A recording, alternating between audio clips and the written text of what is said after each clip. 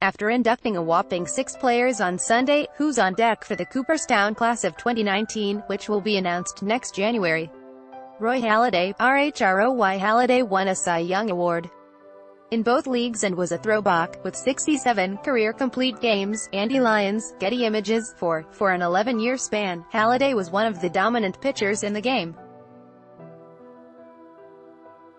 From 2001 to 11, with the Blue Jays and Philadelphia Phillies, he went 175-78 with a 2.98 ERA and 1.113 WHIP, striking out 1,795 batters while walking just 397 in more than 2,300 innings.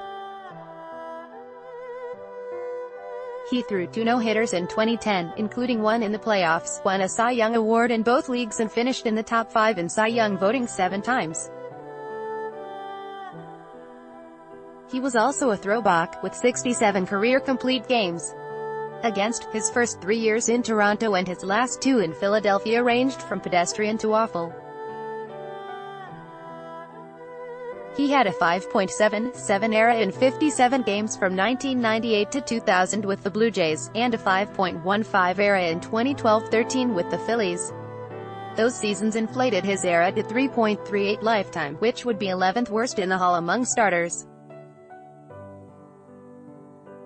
No are out. It's tempting to say he's in as a first balloter. His peak was so dominant, and his death in a single plane crash in 2017 will be fresh in many voters' minds, but the high ERA could delay it a year. Article continued below. Read more. Vladimir Guerrero's career highlights on road to Cooperstown. Opinion: Griffin, Oakland A's prove payroll size doesn't dictate success in the big leagues. Color footage of Ted Williams' last at-bat uncovered. Edgar Martinez, DHFOR. Put simply, he is baseball's greatest designated hitter. The award given out to the best DH every season is literally named after him. A 7-time All-Star and 5-time Silver Slugger, he hit .312 for his career with a .418 on-base percentage and .515 slugging percentage. Martinez is one of just 19 eligible players in history with at least 4,000 plate appearances and a slash line of .300, .400, .500 to 15 of them are in the Hall.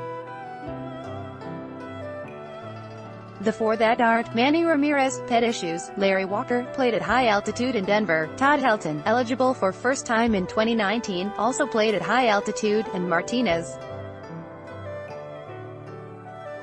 Against, he'd be the first primarily DH-only player inducted. Frank Thomas, inducted in 2014, played 57% of his games at DH. Martinez spent 71% of his games there. Martinez also has somewhat low counting numbers, hits, homers, RBIs, and didn't become a full-time major leaguer until his age 27 season. He hit .344 over 4 years in AAA, but we're not here to talk about the idiocy of the late 80s Mariners front office. Article continued below. And OR out. He's in his 10th and final year on the ballot and received 70.4% of the vote last year. With multiple qualified candidates earning induction this year, Martinez should see his vote total grow enough to top the required 75%. Mariano Rivera, RHFOR, he's simply the best relief pitcher in history. The longtime Yankees closer holds the records for saves, 652, and games finished, 952, winding up with a 2.76 ERA and 1.000 WHIP in nearly 1,300 regular season innings. In the postseason, over 141 innings, 8-1 with 42 saves and a 0.70 ERA.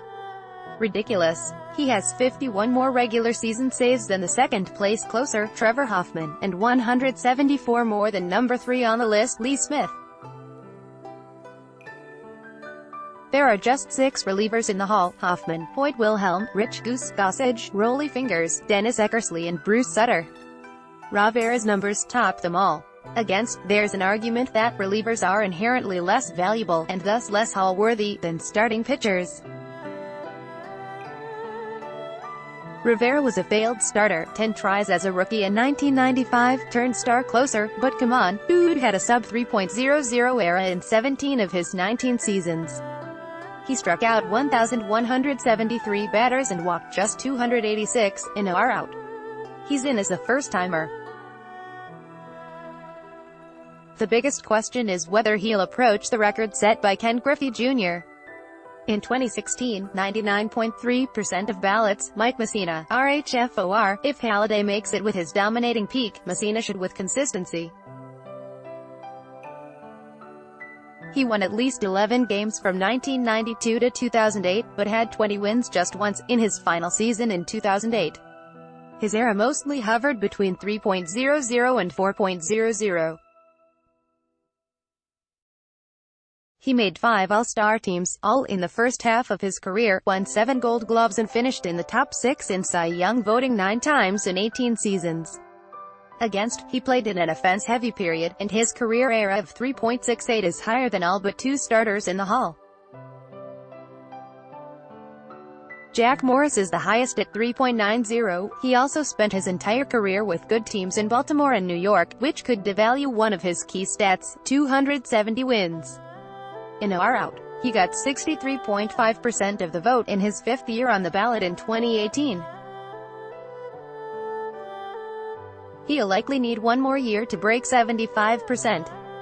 Todd Helton, 1 BFOR, his career/line of .316, .414, .539 over 17 seasons with the Rockies is easily Hall-worthy.